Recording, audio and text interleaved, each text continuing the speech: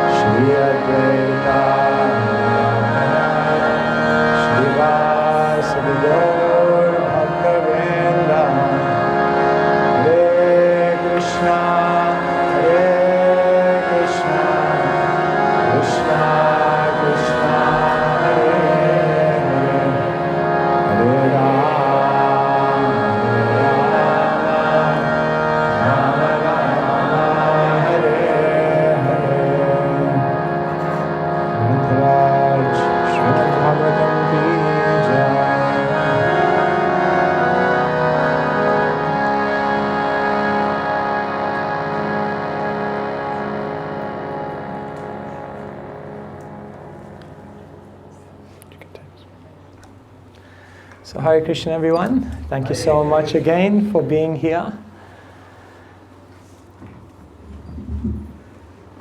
One of our great teachers, Bhaktivinoda Thakur, he sings, Ekaki amar nahi paya bal. He says, Ekaki, me alone, me by myself, me surrounded by nobody else, trying to do it solo. Nahi paya bal. Alone I have no strength. When we're together, then there's strength. When we're together, there's an inspiration. When we're together, there's a buzz. When we're together, there's good prasadam. Alone, nothing's guaranteed. Alone, we are exposed. Sometimes they say you can understand where you really are at in your spirituality by what you do when you're in difficulty and by what you do when you're alone. And so Bhaktivinoda Thakur says, when I find myself alone, then I see that I don't have strength. When I'm alone, I have so much weakness. And I think all of us experience that in our life in some way, that there is a weakness. When the alarm goes off in the morning, Ekaki amar nahi paya bal. Who will be able to rise when the alarm clock goes off? In the manor, I was fortunate to live in the ashram there for many years. So there in the ashram, at one point, we threw all the beds out because we were convinced no beds means more likely to get up in the morning. So everyone used to, we still do, we all sleep on the floor. So no one has a specific space. Wherever you find a spot, that's where you sleep at night. But I somehow always reserved one spot. I used to sleep in the library room, and I reserved one spot on the floor which was right next to the bookshelf. Because my theory was if I would sleep there every single day, then during the night all the knowledge from the books would go into my head. So I had a vested interest.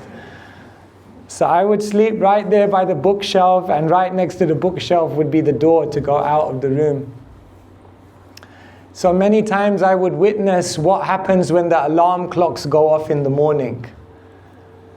And at one point, I remember one day the alarm clock of the devotee right opposite me, it went off. So my eyes opened, I was looking at him. It's amazing, the person who sets their alarm the earliest sleeps through it, and everyone else wakes up. Anyway, finally he heard his alarm clock, he looked at his watch, he realized 3:30. So I was just watching him to see what he'd do. So he turned the alarm off. I was just watching him. I could see his mind was saying, no, why does Krishna wake up so early? And finally, somehow he unzipped his sleeping bag, and then he sat up. He sat up in that position for about 1 minute, contemplating what to do.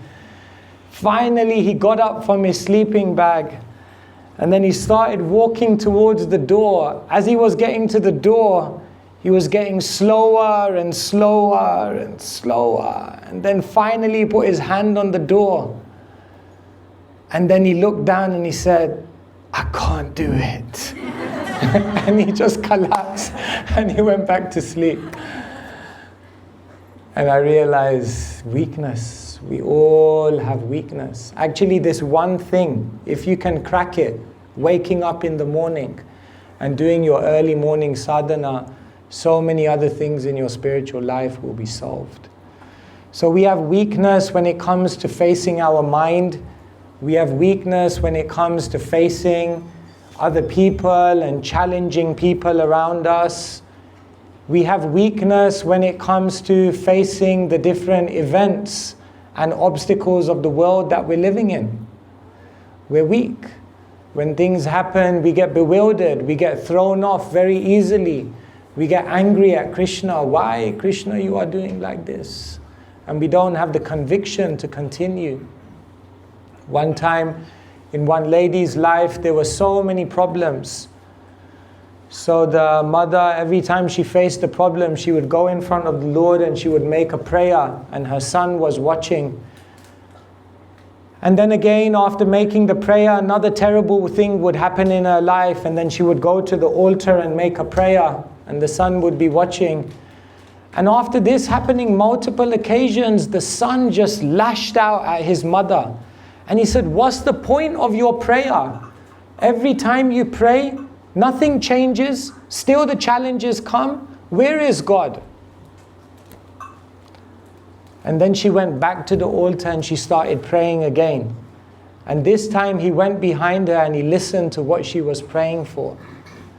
And as she turned towards the Lord, she said, "Lord, just as in every situation of life, you gave me the strength to deal with it, now I'm again asking you, please give me the strength to deal with my son's words." And in that moment, he realized that her prayer when she was coming in front of the Lord was not, "My dear Lord, can you change my situation?" Her prayer was always, "My Lord, can you give me the strength to deal with this situation?" Just try that. Every time we go in front of Krishna, we always ask Krishna, "Can you change my situation?" But imagine you would go in front of Krishna and just say, "Krishna, can you give me the wisdom? Can you give me the enthusiasm? Can you give me the strength to deal with this situation?" Maybe life would start looking very, very different. So we need strength. We need power. Otherwise, we know what we're meant to do, but we can't do it. Therefore, tomorrow is Balaram Jayanti, and Balaram is very, very important in our life because it's said that Balaram is the source of strength. We need strength. Krishna has many, many different incarnations. It's explained. Rama di murti shukala nayame natistan nanavataram akarod bhuvaneshu kintu Krishna swayam samabhavat purusha pumanyo govindamadi purusham tamaham bhajami. Rama di murti shukalena niyame natistan. Rama, Nrsimha. So many different incarnations are there. Nanavatara. Krishna has so many incarnations. Krishna Svayam. I like these verses, you can tell. Krishna is the original, but he has so many different incarnations that come. So all these incarnations come, and all these incarnations come with a different gift. In fact, Bhaktivinoda Thakur, he says there are Dasa Avatar. You're aware? Dasa Avatar. There are 10 main Leela incarnations of the Lord. And he says you can put them in an order of the evolution of species. So there is one of the Dasa Avatar who is a... Sorry. That sounded like a game show, you know? Okay, first contestant. Now we know what you're listening to in your spare time. You've been exposed. We're trying to get you. Oh, you're trying to get me out there. Krishna's incarnations are actually in a hierarchy of species. So one of the Dasa avatars is a water animal. Who's that? Kurma. Oh, no, sorry, Matsya. Matsya, you're right, yes. Matsya is a fish. So there's a aquatic, then there's a form of the Lord which is land stroke water, amphibian. Who's that? Kurma, tortoise. Then there is a form of the Lord which is land animal. Who's that? Varaha, Varahadev. Then there is the form of the Lord who is half mammal, half man, Nishinga. And then there is a form of the Lord who is a human, but an infant human. Vamana, very good. And then there is the form of the Lord who is a human, but a savage human. Parshuram. And then there is the form of the Lord which is a human, but an enlightened human. Buddha. Keshava Dhrita Buddha Sharira. And then there is a form of the Lord which is a human, but an enlightened, ideal human. Ram. And then there is the form of the Lord which is superhuman. That's Krishna Balaram. So like this, the avatars are actually, Bhaktivinoda Thakur says in Krishna Samhita, they are in you can also see that they come in all the species. So all of these different avatars of the Lord are very, very special, and they come with a special gift. And Balaram is also said to come with a special gift. Balaram and Krishna appear together at the same time, but Balaram appears just before Krishna. Just before there can be Janmashtami, there must be Balaram Jayanti. So many commentators have analyzed why does Balaram come before Krishna. So they give different arguments why Balaram comes before Krishna. One of them says Bala means strength. It can also mean armies. So when a king wants to conquer a place, then before going himself, first he sends the armies. So the Bala must come first, and then the king can come. So the Bala or the armies set the scene for the king to then come. So this is sometimes one perspective that's given why Balaram comes before Krishna. Another perspective that's sometimes given is that Krishna is holding a flute, but Balaram is holding a plow, amongst other things.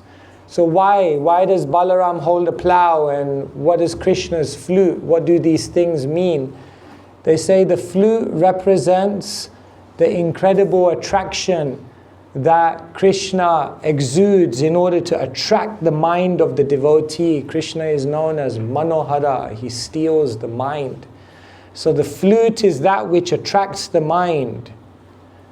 Vainum Gvananta Maravinda Dalaya Taksham. Krishna plays his flute. However, first Balaram has to come with the plow. And the plow, what does the plow do? It removes all of the impurities from the heart. It removes all of the impurities from the mind. Because until and unless the mind and heart are clean, Cheto Darpana Marjanam, unless they're clean, one cannot be attracted by Krishna. And therefore Balaram has to come first, because he comes with a plow and he comes to prepare the ground so that love for Krishna can arise within the heart of the living entity. So this is sometimes another reason that's given. And perhaps the most common reason given for why Balaram comes before Krishna is because Balaram represents the Guru, the spiritual teacher, the preceptor, the representative of Krishna. If you want Krishna, if you want love for Krishna, then first you have to meet the one who knows Krishna. First you have to meet the one who loves Krishna. First you have to meet the one who's given their life to Krishna. And when you meet that person, when you meet that spiritual teacher, then through their association, through their guidance, through their inspiration, through their example, then we can understand how to give our heart to Krishna. And therefore Balaram is said to be Adi Guru, the original Guru. And that personality from whom all the other gurus in this world draw their strength. And therefore Balaram is very, very important in our life. So Balaram is older than Krishna. Balaram comes before Krishna. And it's explained that in Vrindavan, their name ceremonies were done by Garga Muni. So even their names, Krishna and Balaram, hold great significance. Krishna is explained. Krishir bhuvachaka shabdho naschane vriti vachaka tayor brahma paramekyam Krishna ityabhidhiyate. What does the word Krishna mean? Krishir bhuvachaka shabdo. The word Krish means to attract. Nascha nivriti vachaka, and Na stands for Ananda, or the one who gives immense bliss. So Krishna ityabhidhiyate. The Shastra says the word Krishna means one who will attract you and then take everything away from you and leave you with Anand. So Krishna is a thief. He'll take everything away from you. Watch out. And then he'll leave you with the most valuable thing, which is bliss. Krishna will take away from you and eventually you'll become very happy. You kind of get a glimpse of that in the world, like your kids, they basically take everything away from you. And they do it smiling, charming, and you also become charmed, and it's kind of nice to be looted by your children. It's kind of cute. So Krishna is like that. He's a very charming child. He'll take everything. So this is the meaning of Krishna. And what is the meaning of Rama, Balaram?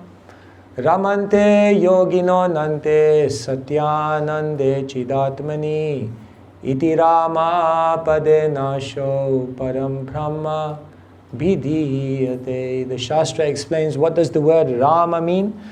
Rama means Ramante yogino nante. Ram is that person who gives pleasure, who gives incredible satisfaction and nourishment to the yogis. In other words, if you take one step to Krishna, if you take one step to connect with Ram, then Ram will take 10 steps to connect with you, and he'll deliver you incredible nourishment, inspiration, enthusiasm, and happiness within your heart. And therefore Ram is the reservoir of all pleasure. So like this, Krishna and Balaram received their names from Garga Muni. And they grew up in Braj.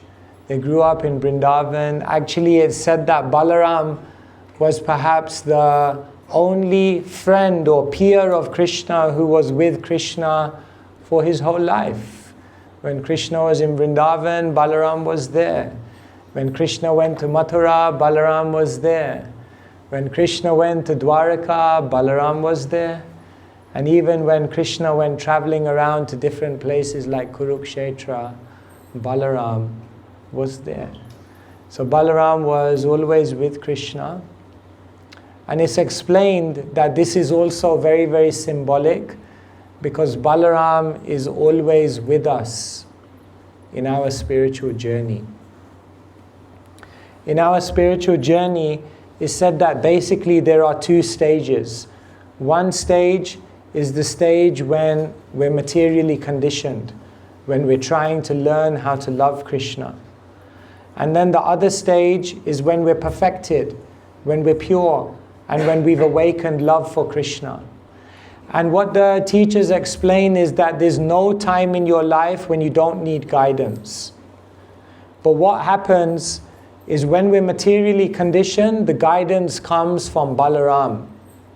Up until the time that you develop pure love for Krishna, your journey is guided by Balaram and the representative of Balaram, which is the Guru. Once you achieve love for Krishna, you are guided by the Brajabasis. They become your gurus. Once you're in Vrindavan, then there is a resident of Vrindavan who guides you on what you should do in the spiritual world. But in order to first get to that realm, we need to purify our hearts, and therefore it said that Balaram and the Guru is our constant companion through that journey.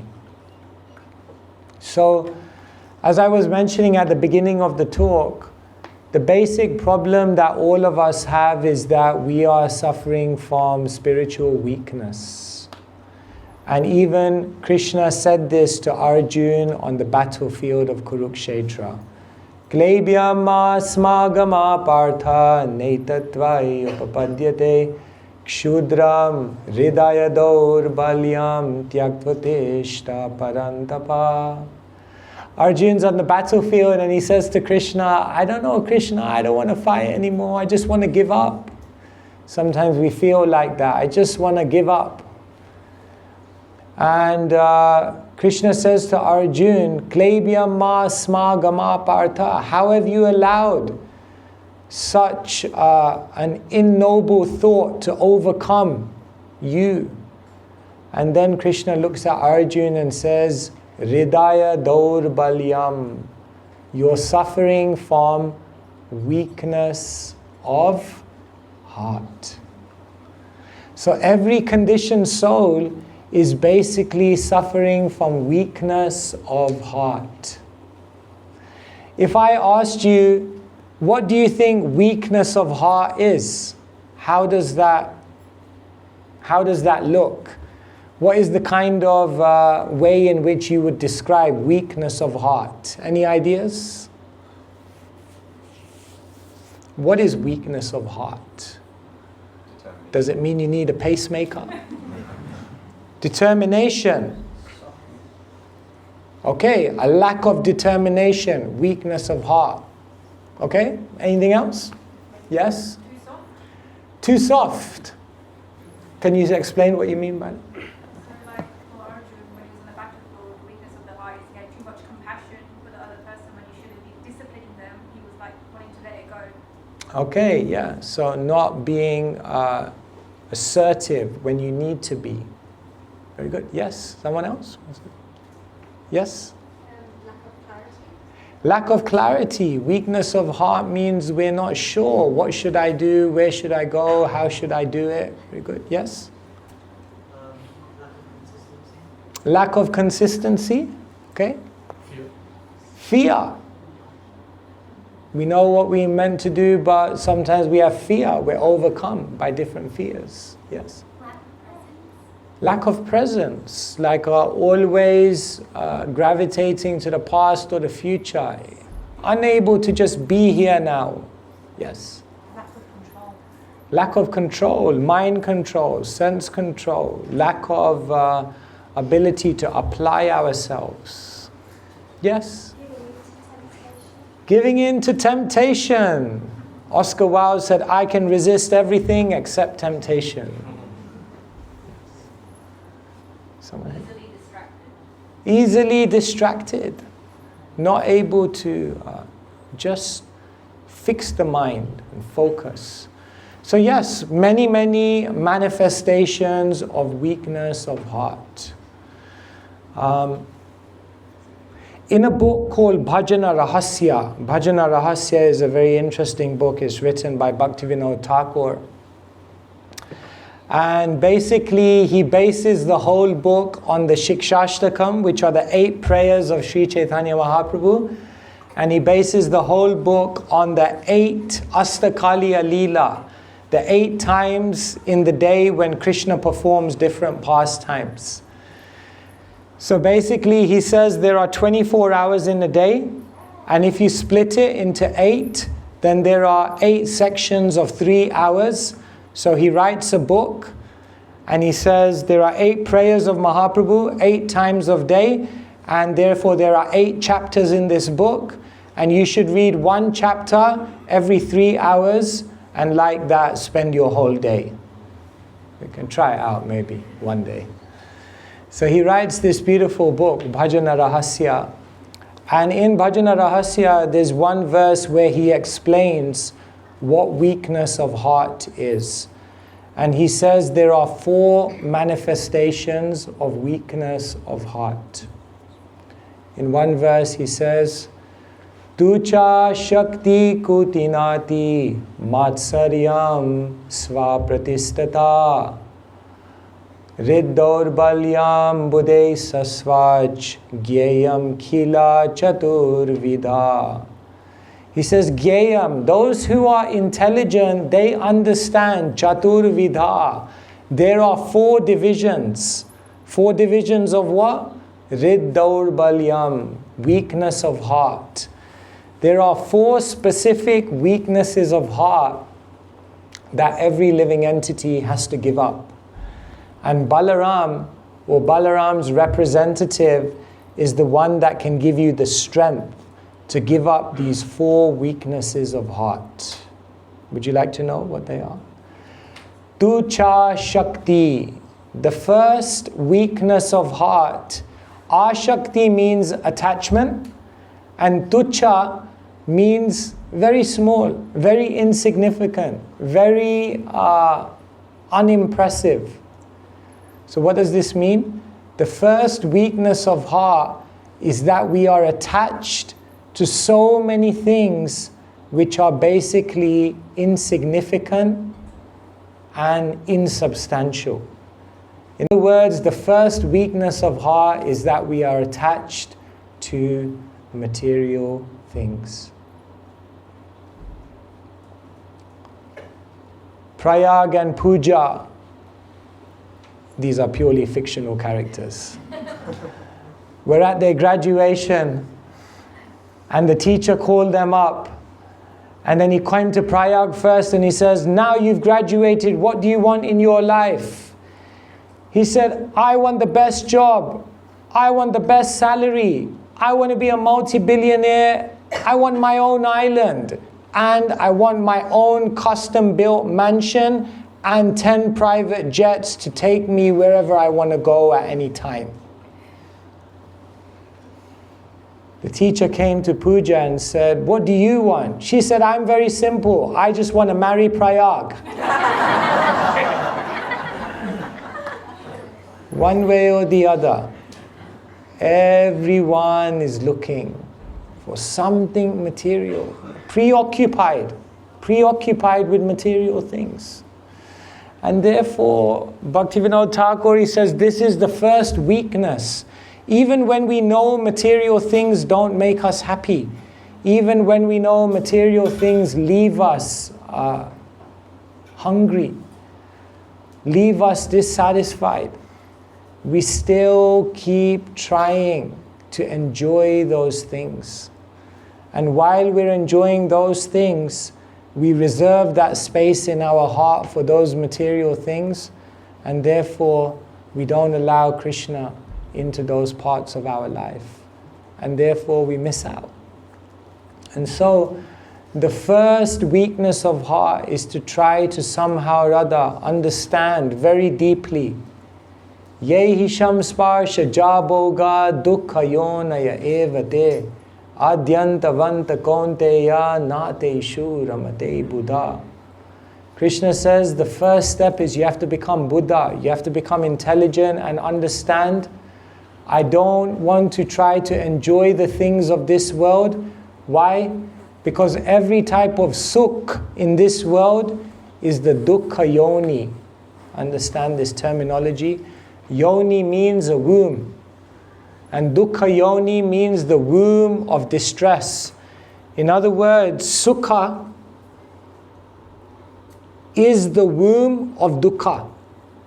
It means whenever you try to enjoy anything of a material nature in this world, know that pregnant within that material enjoyment is dukkha. And therefore, what does Krishna say? Nateshu ramate Buddha. Those who are wise, they don't play around with this anymore. They don't mess around with this anymore. They don't become diverted by this anymore, because they understand Adyantavanta. All of these things have a Adi and an Anta. They have a beginning and an end. And then I feel let down. So the first weakness of heart is the ability, tucha shakti, to give up this attachment to insignificant things. Then Bhaktivinoda Thakur says the next weakness of heart, kuti nati. Kuti nati means deceitfulness. Showing one thing, but in your heart being something very, very different.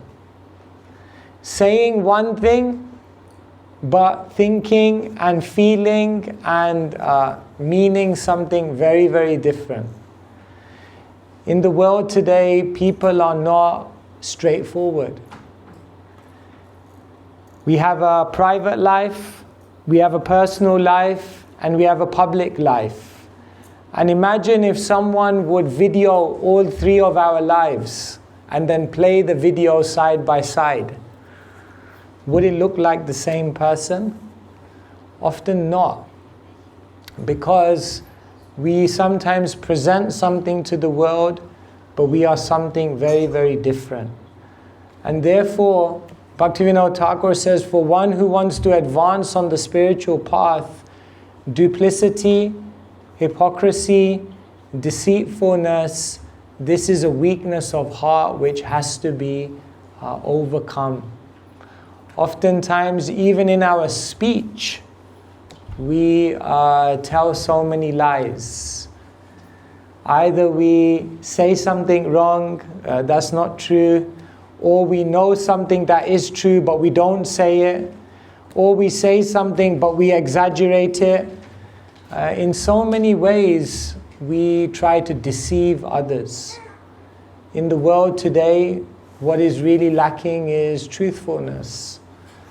And therefore, this is another weakness of heart, that there is no straightforwardness in the world. So Bhaktivinoda Thakur says we must overcome this. And then the third weakness of heart, Matsaryam. This is a very fatal weakness of heart, that we become envious of others. Others are successful, others are doing well, others are getting attention, others are achieving, and in our heart it's so difficult to be happy for others. And in this enviousness of others, we're actually being envious of Krishna. Because if someone's successful, if someone's doing well, all of that is coming from Krishna. All of that is being given by Krishna. And therefore, if we feel bad about it, then it means we feel bad about Krishna as well. And so Bhaktivinoda Thakur says that this is one sure way to make your life miserable, is to always be looking around over your shoulder and being envious of other people. When others are doing well, we should be happy, we should be joyful, we should realize that when others are winning, we're all winning. And no need to be envious. And then the final weakness of heart, fourth one, which Bhaktivinoda Thakur says conditioned souls suffer from, is Swapratistata, the desire for name, fame, prestige, and recognition. We want to be recognized, we want to be glorified, we want position, we want control, we want to be ahead of others.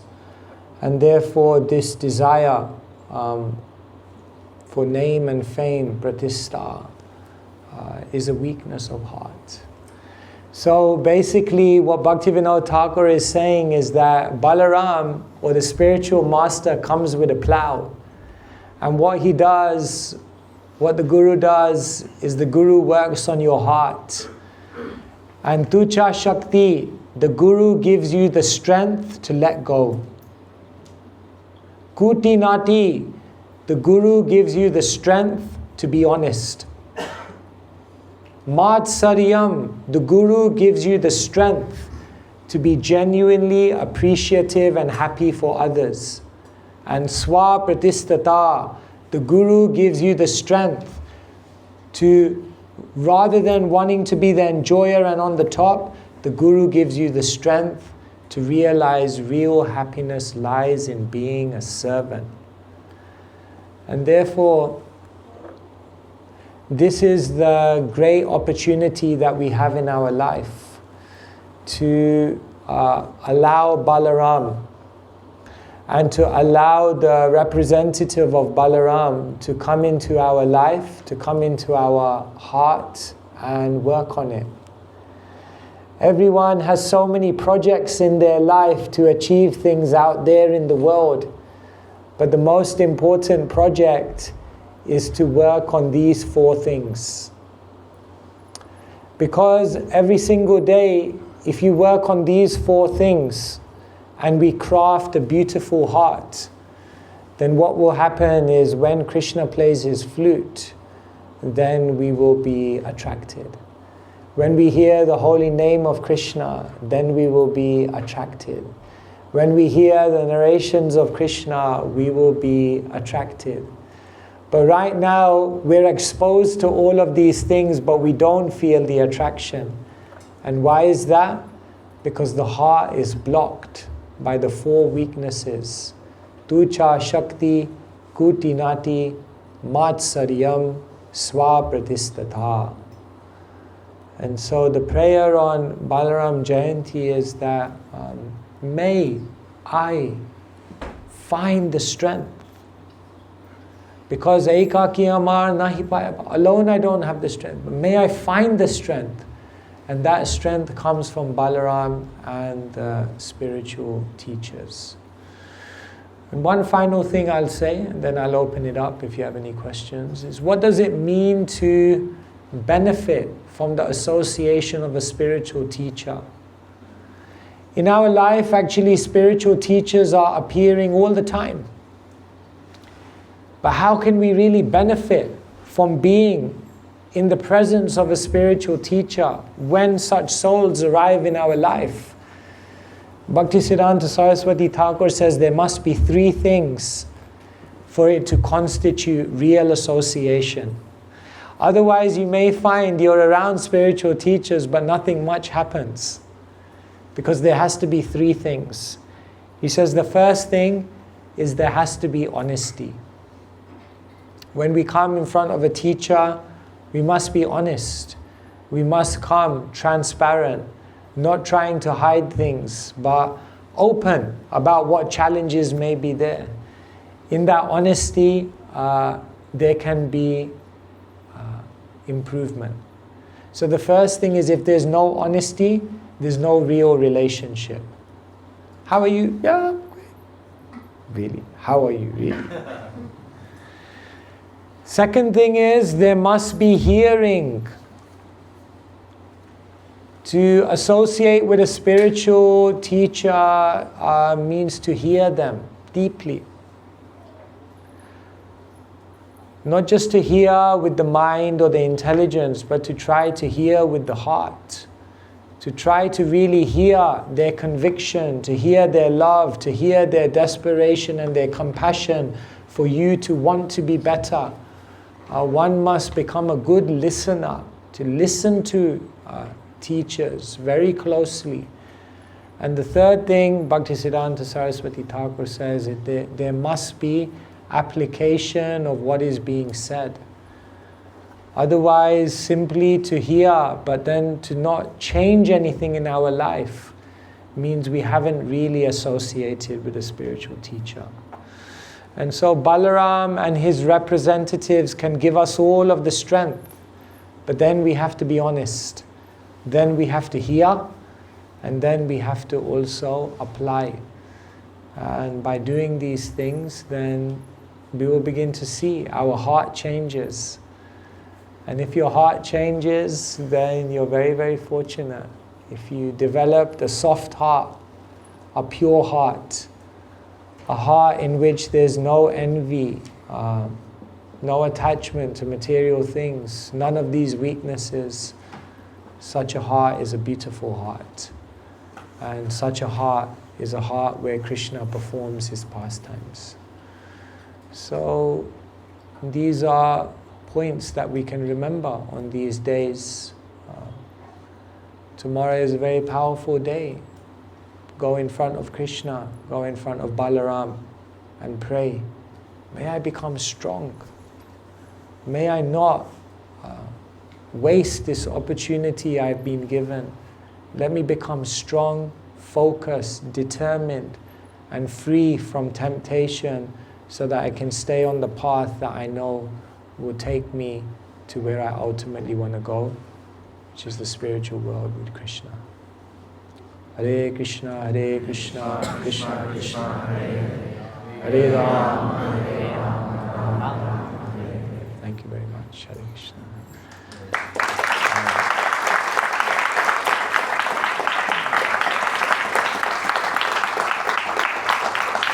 All right. So a little bit of time if anyone would like to ask any questions or yes.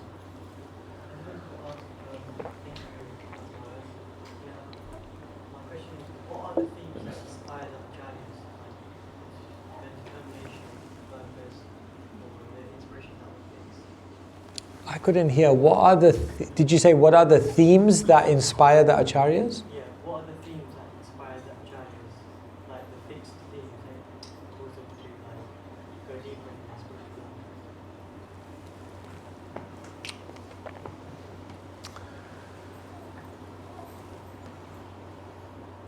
life? We are the acharyas are moving because of love for Krishna. There's only one theme.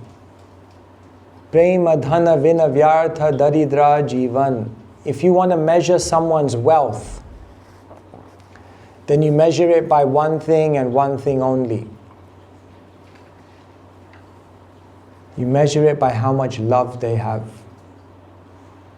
So the acharyas, their heart is being moved by love. Everything they're doing is being impelled by love. They make their sacrifices because of love. They write about Krishna because of love. They spend their days racking their brains how to give Krishna to others because of love. One time a devotee said to Prabhupada, "Why does everyone love you? Everyone loves you." And Prabhupada said, "Because I love them." Therefore, the acharyas are moved by love. But we are impoverished in love. We look at our hearts and we don't find so much love. Of course, love is there, but it needs to be awakened. It needs to be unlocked. And so this is the whole purpose of spiritual life, is to try to become more loving. And this is what is moving the great souls. Is that okay? All right. Anyone else? Any questions like to ask? Yes? What advice would you give the younger generation with everything that's coming with AI against, taking them off that spiritual road? Maybe we should ask ChatGPT.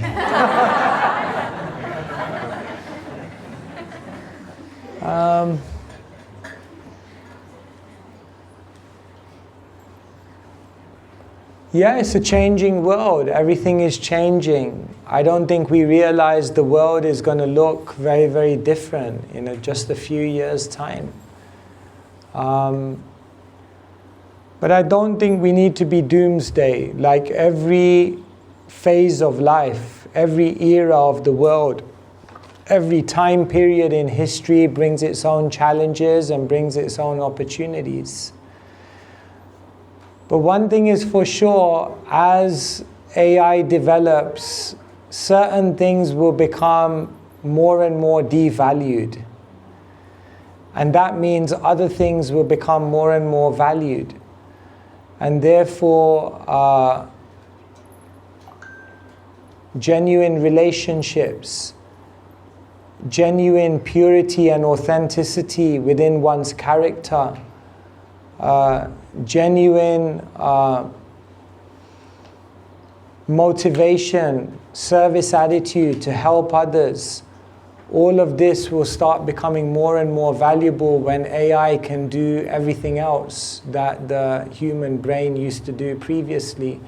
But what AI can't do is recreate that love, create that compassion, recreate that authentic desire to serve others.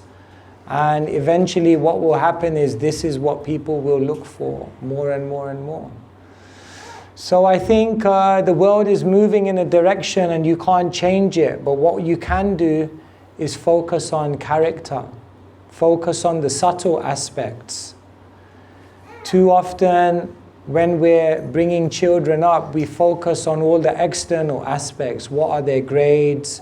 How many skills are they learning? All of these, which are, I'm not saying not important, but the often thing that we neglect is what is their character? Are they learning to be humble? Are they learning to serve others? Are they learning to realize how to tolerate, how to empower others, how to work as a team? These skills, these qualities are going to be more important than skills, because eventually what's going to happen is skills are going to get more and more devalued because AI is going to be able to do everything. But character, that you can never replace. And that's why we have a great advantage in Krishna consciousness, because it's practically one of the few places in the world where we're actually trying to work on our character. Who else in the world is telling you to become humble? Who else in the world is telling you to be compassionate? Who else in the world is telling you, be truthful, be straightforward, don't deceive others? No one in the world is giving that message. But in Krishna consciousness, we're giving that message. And this, people will eventually realize, is the real wealth. Shakespeare said, if wealth is lost, something is lost. If health is lost, more is lost. But if character is lost, everything is lost. And therefore, IQ, EQ, and SQ.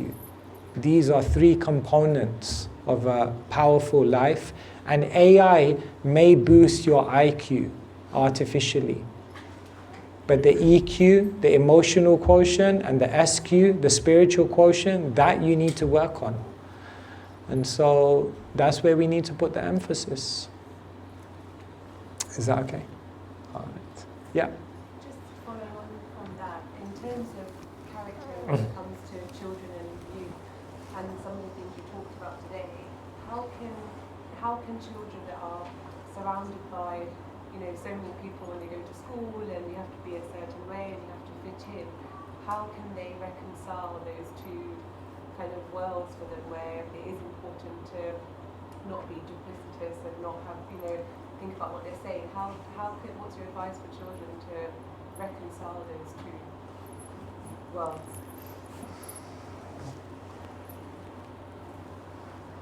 See, we have this sense that if I'm tolerant, then I'm going to be used. If I'm humble, then people are going to step over me.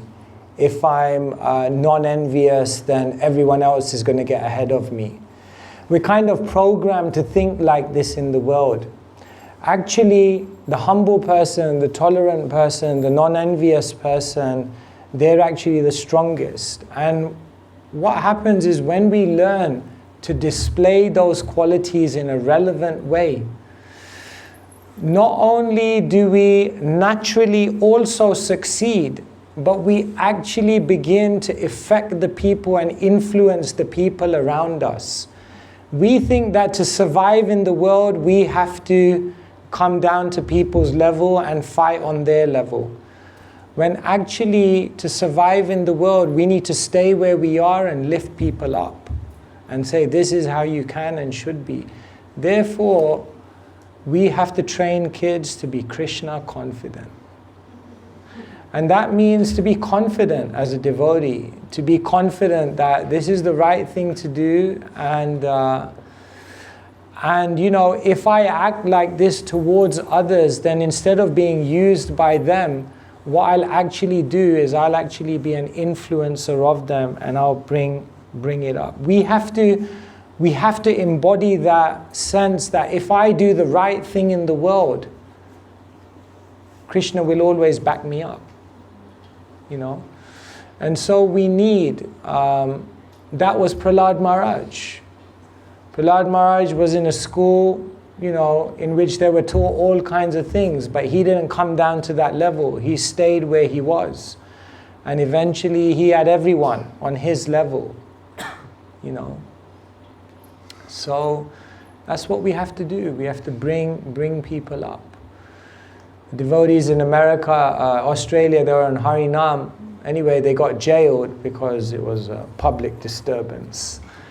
So they went into the jail, and in the jail they just started doing Harinam.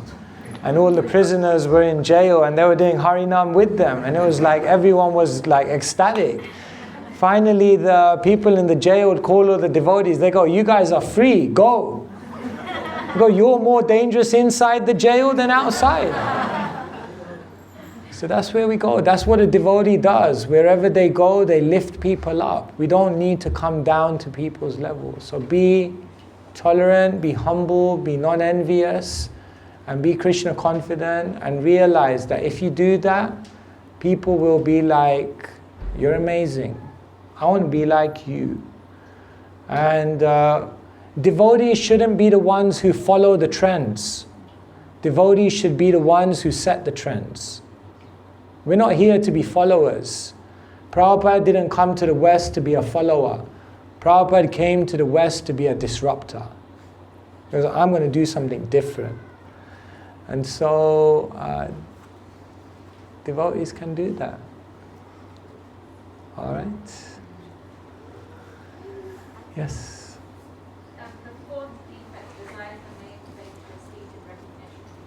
Sometimes in this world, whether you're in a corporate job, whether you do social media, I won't lie, I want name, fame, and recognition because that's what's going to help me in my business.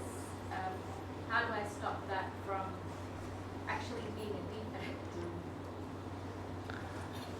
Yeah, here we are saying no, name, fame, don't try and, you know, put yourself in the limelight, and then we're trying to make clips which go viral, you know. What does it all mean? It's dangerous because it's intoxicating. Therefore, there have to be things in our life. There have to be people in our life. And there have to be environments in our life which are very, very grounding. A devotee, if they're in that line where they have to put themselves out there and all of that, they have to have a very strong internal life. They have to have time away from the main stage when they're just serving Krishna, alone with Krishna. Those people who are trying to do those things, they should also have people in their life who bring them down to earth and remind them, relax, it's okay, you're not as great as you think you are.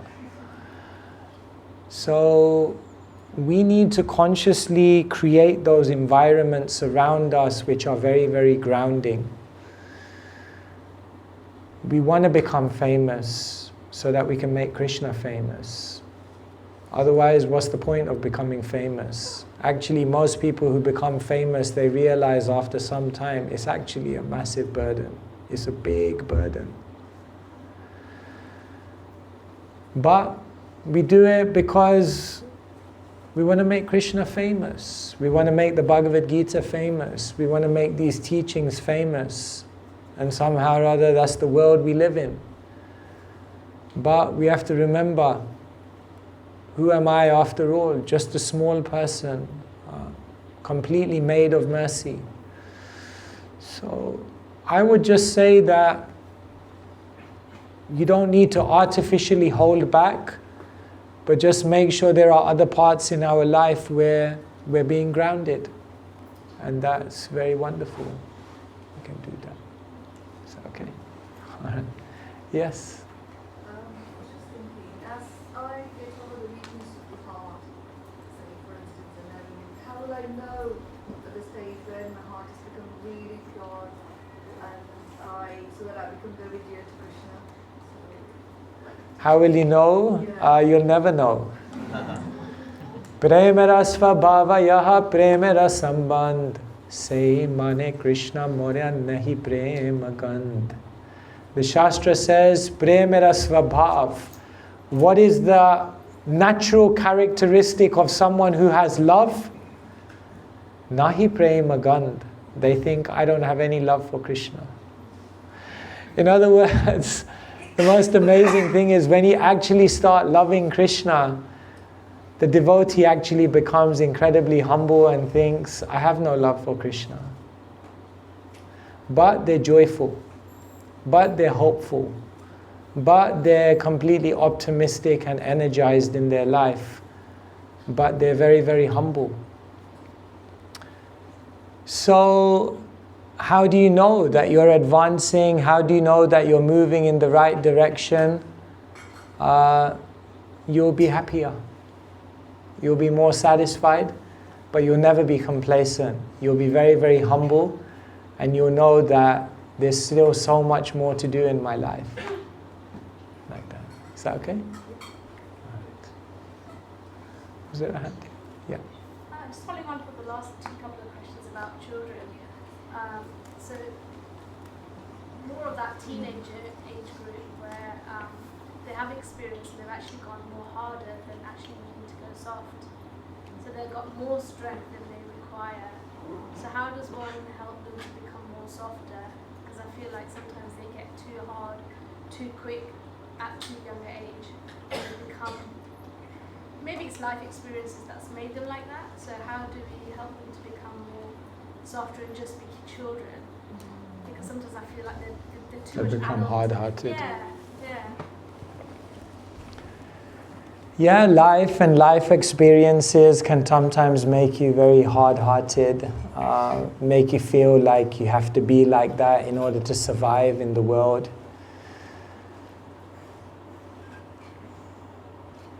Srila Prabhupada said a devotee should have the courage of an English soldier and the love of a Bengali mother.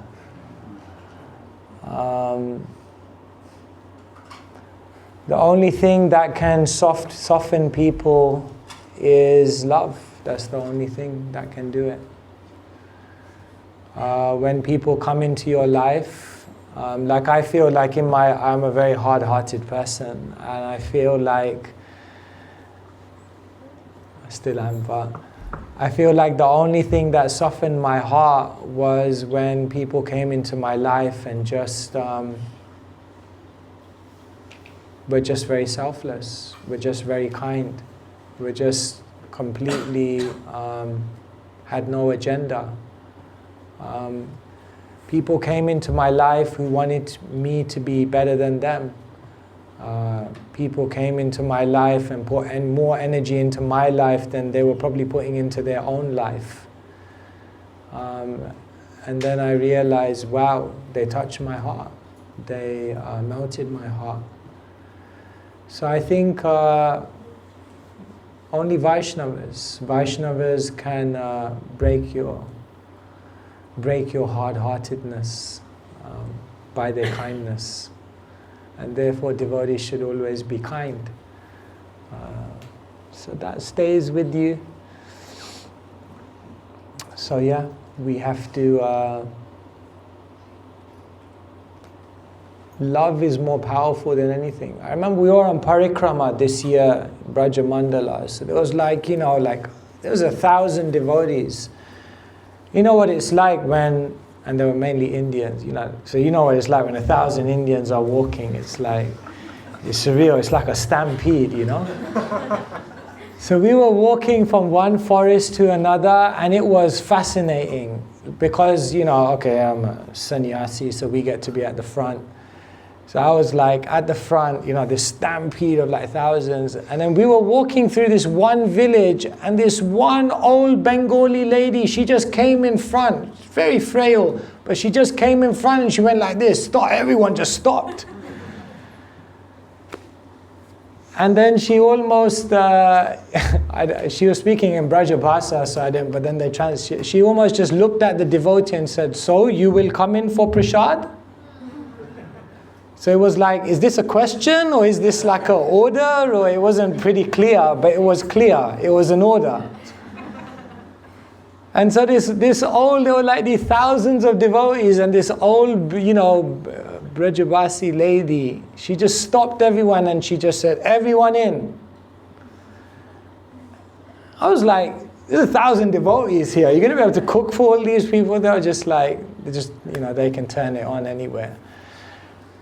And she just, it was amazing. She just redirected the whole parikrama party, like thousands of devotees. This is one lady, you know. And they all went through, they all came out with like puris and everything. And like and it was amazing. And I thought, this is amazing. This is power. It's like powerful. You know, so don't underestimate the power of love. The power of love can break even a very hard heart.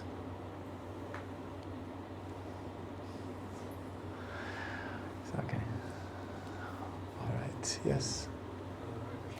Thanks for a really engaging class. I just wanted to ask a really quick question. So, obviously, on every Friday we have fun center programs here. So this one is a little bit different. It was a flagship event. And obviously, there's quite a few of us youngsters here, school students, uni students, and what advice would you give to people who have just completed the exams or still yet to do their final exams? Join the temple.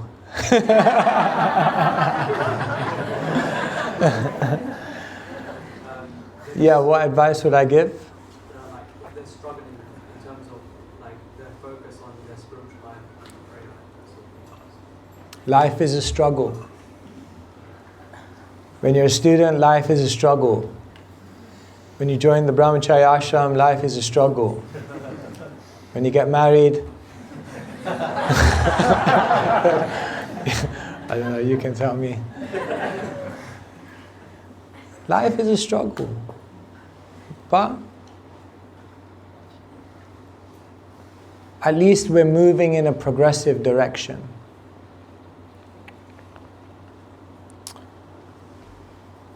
Sometimes people ask me, why did you become a monk? And I tell them I was looking for 3 things in my life: authenticity, answers, and adventure. Now, I'm not saying you have to become a monk to find those 3 things, but what I would say is whatever life you choose for yourself, make sure these 3 elements are there. Authenticity. Don't live somebody else's life. Don't live the life that society tells you. Don't follow the dreams and goals that everyone says is real success. Live a life that's authentic to what resonates with you in your heart. Second thing is, find answers. Understand deeply. Who am I? Why am I here? What is the purpose of this life? Not just theoretically, deeply understand these answers. And then, adventure. Life is meant for adventure. Life is meant for excitement. Life is meant for exploration. Not just to work hard and then ultimately spend so much of your life and look back and then regret, why did I waste my time doing all those things? So, all of you have a great opportunity because you haven't made all your decisions in life. So you can create the life you want for yourself. So, think about it deeply. And I made a joke. I said, join the temple, but it's not a joke. Do it for 1 month. Do it for 3 months. Do it maybe for 1 year. Because if you spend time understanding yourself, if you spend time deepening your sadhana, if you spend time working on your character, whatever you end up doing in life, you will be successful. So be bold, be brave, and just try. And